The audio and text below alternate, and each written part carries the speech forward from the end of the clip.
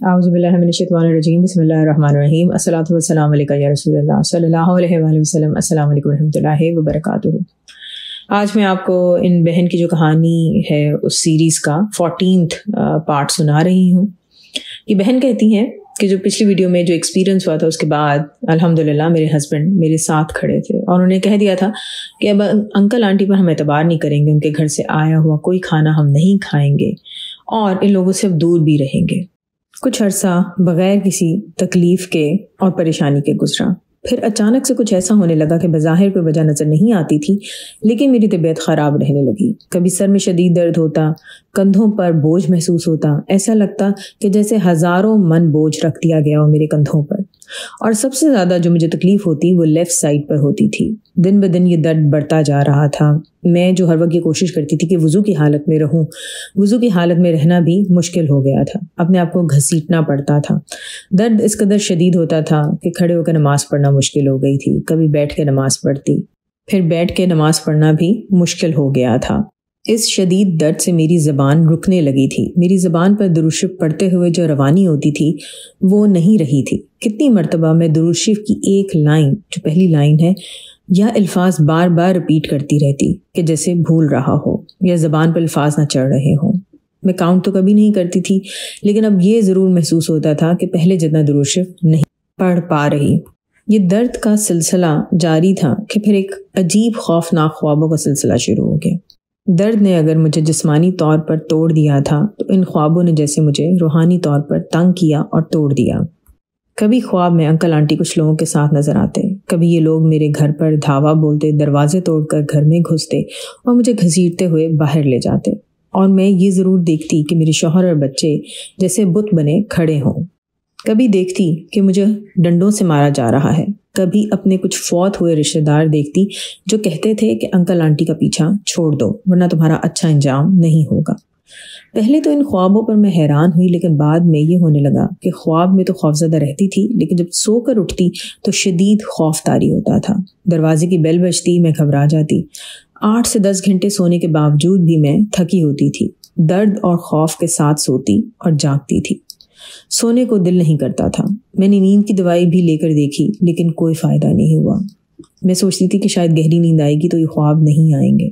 एक और बात ये भी होती थी कि मैं घंटों एक ही जगह पर एक ही पोज में बैठी रह जाती थी और बाद में मुझे कुछ याद नहीं होता था कि मैं क्या सोच रही थी या क्यों इस जगह पर इस तरह बैठी हुई थी। अपने ही घर में मुझे खौफ आने लगा। घर में एक वीरानियत सी महसूस होती। ऐसा लगता था घर में लाइट्स जलने के बावजूद शदीद अंधेरा है। कभी लगता कि मेरा दम घुट रहा है, अभी छत मेरे सर पर गिर जाएगी। डॉक्टर्स को दिखाया तो वो कहने लगे कि तुम्हें डिप्रेशन और एंग्जाइटी हो गई है। दवाई भी दी, लेकिन 2 दिन में ही दवाई खाने के इतने अजीब असरात थे कि मैंने दवाई छोड़ दी।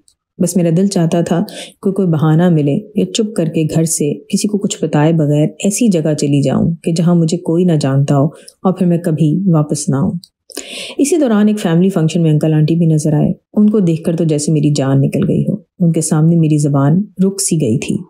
घर वापस आकर मैंने सोचा कि गलती तो उनकी थी, लेकिन ये क्या कि इनके सामने मैं ऐसे खौफज़दा थी जैसे मैंने कोई जुर्म किया हो। इसके बाद जब भी ये लोग कहीं सामने आते, मेरे दिल और दिमाग पर इनका शदीद रोब और खौफ होता। ये बहुत धड़ल्ले से यानी बहादुरी से मुझसे कुछ सवाल करते। सवाल छोटा सा होता, जैसे आजकल क्या हो रहा है, तो ऐसे लगता कि मेरी ज़बान खुद ब खुद इनके सामने चलना शुरू हो जाती और मैं अपने और अपने घर वालों के तमाम हालात इनको बयान कर देती।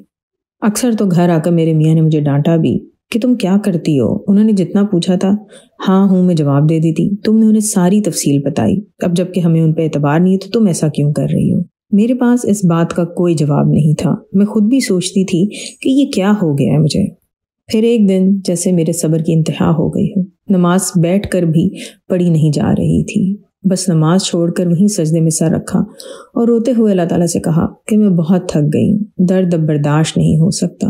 दिल खोल कर अल्लाह ताला से फरियाद की। दिल को सुकून मिला, जैसे कोई बहुत बड़ा बोझ उतर गया हो। बाद में सोचा कि क्या ज़रूरत थी इतना अरसा ये दर्द और खौफ बर्दाश्त करती रही। पहले क्यों ना ख्याल आया कि अल्लाह ताला से तब फरियाद करती। खैर, जो अल्लाह की मर्जी। रात ख्वाब में जैसे मेरी किस्मत जाग उठी। हजूर पाक सल्लल्लाहु अलैहि वसल्लम का दीदार मुबारक नसीब हुआ। اور آپ صلی اللہ علیہ وسلم نے مجھ گناہگار کو رحمت اور سلامتی کی دعا دی۔ یہ چند لمحوں کا خواب تھا، لیکن اگر آپ مجھ سے پوچھیں تو ایسا لگتا ہے کہ میں اسے بہت دیر تک بیان کر سکتی ہوں۔ ان چند لمحوں میں جیسے سب کچھ تھا۔ حضور صلی اللہ علیہ وسلم کا چہرہ مبارک بے انتہا خوبصورت کہ میں بیان نہیں کر سکتی۔ آپ صلی اللہ علیہ وسلم کا لباس اس قدر سفید، آپ صلی اللہ علیہ وسلم نے عربی سٹائل کا لمبا سا لباس پہنا تھا جو بہت چمکدار اور بہت روشن تھا، اور سب سے بڑھ کر آپ صلی اللہ علیہ وسلم کے چہرے پر اس قدر میٹھی مسکراہٹ تھی کہ میں صدقے جاؤں، قربان جاؤں۔ خواب میں مجھے اپنی آنکھوں پر یقین نہیں تھا کہ آپ صلی اللہ علیہ وسلم سے ملاقات ہو رہی ہے۔ آپ صلی اللہ علیہ وسلم نے دعا دی اور پھر چلے گئے۔ میری آنکھ بھی کھل گئی۔ حیرانی، خوشی، بے یقینی، جو بھی فیلنگز تھیں سب بہت اچھی تھیں۔ اس کے بعد مجھے بے انتہا پرسکون نیند آئی۔ صبح تہجد کے لیے اٹھی تو سب درد غائب تھا۔ روح میں ایک عجیب سی خوشی اور انرجی محسوس ہو رہی تھی۔ وقت میں برکت تھی۔ زبان پر درود شریف پڑھنے میں پہلے سے بھی زیادہ روانی آ گئی تھی۔ کچھ دن کے بعد ایک رشتہ دار کی طرف انکل آنٹی سے ملاقات ہوئی تو ان کو دیکھ کر نہ تو مجھے کوئی خوف محسوس ہوا اور نہ ہی دل ڈرا۔ پتہ نہیں یہ میرا وہم تھا یا واقعی ایسا تھا۔ مجھے ایسے لگا کہ انکل آنٹی مجھے ایوائڈ کر رہے تھے۔ ایک لمحے کے لیے جو سلام دعا بھی ہوئی تو میں بہت سکون اور کانفیڈنس سے ملی، جبکہ وہ مجھے گھبرائے ہوئے لگے۔ یہ خواب وہی واقعہ ہے کہ جس نے میری زندگی مکمل بدل دی۔ اس کے بعد ہزار خواب میں کوئی مجھے ڈراتا، حتیٰ کہ حقیقت میں بھی مجھے کچھ بری مخلوقات نظر آنے لگی۔ ان کی موجودگی کا احساس ہوتا تھا لیکن مجھے خوف نہیں محسوس ہوتا تھا۔ یہ میرے لیے بہت حیران کن بات تھی کہ میں تو خواب میں ڈر جاتی تھی، اب حقیقت میں کچھ نظر آئے تو مجھے خوف نہیں محسوس ہوتا تھا۔ اس وقت بھی اور آج بھی مجھے اس نعمت کا احساس ہوتا ہے کہ حضور صلی اللہ علیہ وسلم نے مجھے رحمت اور سلامتی کی دعا دی ہے۔ اب کچھ نہیں ہو سکتا۔ اچھا، دوسرا واقعہ یہ ہے کہ جس طرح پہلے مجھے خواب میں دکھا دیا جاتا تھا یا وارن کر دیا جاتا تھا، تو اب یہ ہونے لگا کہ جیسے مجھے ویژن سے نظر آنے لگ گئے تھے۔ ایک دم کچھ کام کر رہی ہوتی تھی اور ایک دم ایسے لگتا تھا ایک اسکرین سی چلتی ہے چند لمحوں کے لیے اور کچھ دکھا دیا جاتا تھا۔ جیسے ایک مرتبہ طبیعت خراب ہوئی۔ اس طبیعت کے خراب ہونے میں کوئی گھبراہٹ نہیں تھی، کوئی شور نہیں تھا، لیکن یہ محسوس ہوتا تھا جیسے ایک موت سی خاموشی ہو میرے اندر۔ میں وضو کر رہی تھی کہ وضو کے دوران ہی مجھے ایک دم اپنا چہرہ اسکرین پر نظر آیا۔ وہ چہرہ ایسا تھا کہ جیسے میں مر چکی ہوں اور یہ اس کے بعد کا چہرہ ہے۔ مجھے اندازہ ہو گیا کہ کچھ مسئلہ ہے۔ کبھی گھر میں کچھ عجیب سی کالی مخلوقات نظر آتی جو چھپ چھپ کر مجھے دور سے دیکھ رہی ہوتی تھیں۔ میں درود شریف پڑھ کر ان کی طرف پھونکتی تو غائب ہو جاتی۔ کبھی تو میں اونچی آواز میں کہہ دیتی کہ میں تمہیں دیکھ رہی ہوں، تنگ نہ کرنا۔ یہ سلسلہ کافی دیر تک رہا۔ اس دوران کافی بزرگ ہستیوں کی زیارت بھی ہوئی، بہت سے مبارک خواب بھی دیکھنے کو ملے۔ یہ سب خواب ہمیشہ میرا حوصلہ بڑھاتے تھے کہ میں مزید درود شریف پڑھوں۔ میں ایک دنیا دار گناہ گار انسان ہوں، میرے اعمال نامے میں صرف شرمندگی ہے۔ جو بھی کرم ہے وہ سب اللہ تعالیٰ کا احسان عظیم ہے۔ اس کے علاوہ اور بھی بہت سارے ایسے واقعات ہیں کہ جن میں ایک دم جیسے ہم دونوں میاں بیوی میں سے کسی ایک کا موڈ بغیر کسی وجہ کے ایک دم خراب ہوتا تھا اور بات ہمیشہ طلاق تک آتی تھی۔ اچھا، اس لڑائی کے دوران اکثر جب مجھے شدید غصہ آیا ہوتا تھا تو میں درود شریف پڑھنا بھول جاتی تھی، لیکن پھر چند لمحوں میں ایسا ہوتا تھا کہ یاد آتا تھا کہ درود شریف پڑھنا ہے، چاہے غصہ ہے نہیں ہے، اور جیسے ہی میں درود شریف پڑھنا شروع کرتی تھی حالات نارمل ہونا شروع ہو جاتے تھے۔ کتنی بار لڑائی میں نے اپنے میاں کو بھی کہہ دیا کہ یہ گھر میرا ہے، اب آپ گھر چھوڑ کے چلے جائیں۔ کبھی مجھے ایسے بھی لوگ ملتے کہ جو تھوڑی بہت بات سنتے تو کہتے جادو وغیرہ کچھ نہیں ہوتا، یہ سب تمہارا سائیکولوجیکل مسئلہ ہے، تم اس کو سارٹ کرو۔ اور کچھ لمحوں کے لیے تو واقعی میں سوچنے پہ مجبور ہو جاتی کہ میرے ساتھ کوئی نفسیاتی مسئلہ ہے۔ خاص طور پہ وہ دن کہ جب میں بہت سرشاری سے اور محبت سے درود شریف پڑھ رہی ہوتی تھی تو ضرور کوئی نہ کوئی بندہ مجھے ایسا ٹکرتا تھا جو کہتا تھا کہ کیا ہر وقت درود شریف پڑھتی رہتی ہو، تمہیں چاہیے کہ اگر واقعی اپنا صحیح طریقے سے علاج کروانا ہے، اس جادو سے چھٹکارا پانا ہے تو کسی عامل کے پاس جاؤ۔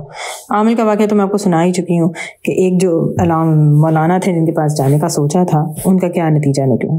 تو بہرحال میں نے توبہ کر لی تھی اور میں یہی سوچتی تھی کہ جو مرضی ہو جائے، میرے مسئلے حل ہوں نہ ہوں، اور الحمدللہ کہ ابھی تک سارے مسئلے حل ہو ہی رہے تھے۔ آزمائش کا وقت آتا تھا لیکن اللہ تعالیٰ نے ہمیشہ بڑے نقصان سے بچایا۔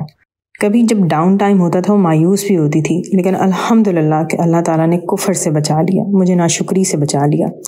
ایک بات جو میں اس ویڈیو میں آپ لوگوں کو کہوں گی وہ یہ ہے کہ اگر آپ کو زندگی میں کبھی مسئلے درپیش آئیں تو اپنے ماں باپ کو ضرور کہیں کہ آپ کے لیے دعا کریں۔ کوئی اور بزرگ آپ کے پاس ہوں، کوئی نیک ہستیاں ہوں تو ان سے ان ٹچ رہیں، ان کو مسلسل اپنے لیے دعا کے لیے ضرور کہا کریں۔ مجھے جن بزرگ نے درود ابراہیم پڑھنے کے لیے کہا تھا میں ان سے وقتاً فوقتاً ان ٹچ رہتی تھی، میں ہمیشہ ان کو اپنے لیے دعا کا ضرور کہتی تھی، اور جواباً وہ مجھے دعائیں بھی دیتے تھے اور تلقین کرتے تھے کہ درود ابراہیمی کو کبھی نہیں چھوڑنا۔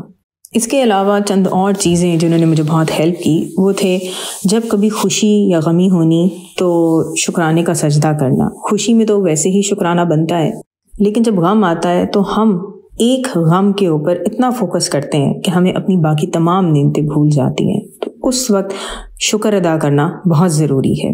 مزید یہ کہ دن میں ضرور تھوڑا سا درود شریف پڑھ کر حضور پاک صلی اللہ علیہ وسلم کے وسیلے سے پوری امت مسلمہ کو ضرور ہدیہ کیا کریں۔ میں نے آپ کو یہ جو اپنی زندگی کے واقعات اور کہانی سنائی ہے یہ تقریباً 25 سے 30 سالوں پر مشتمل ہے۔ درود شریف پڑھتے پڑھتے زندگی میں ایک وقت ایسا ضرور آتا ہے کہ جب آپ کو کوئی خوف اور ڈر نہیں ہوتا سوائے اس کے کہ زندگی میں ایسے اعمال کر کے جاؤں کہ جب آخرت میں حضور صلی اللہ علیہ وسلم کا سامنا ہو تو ان کو میرے اپنے امتی ہونے پر فخر محسوس ہو۔ الصلاۃ والسلام علیکہ یا رسول اللہ صلی اللہ علیہ وآلہ وسلم۔ السلام علیکم ورحمۃ اللہ وبرکاتہ۔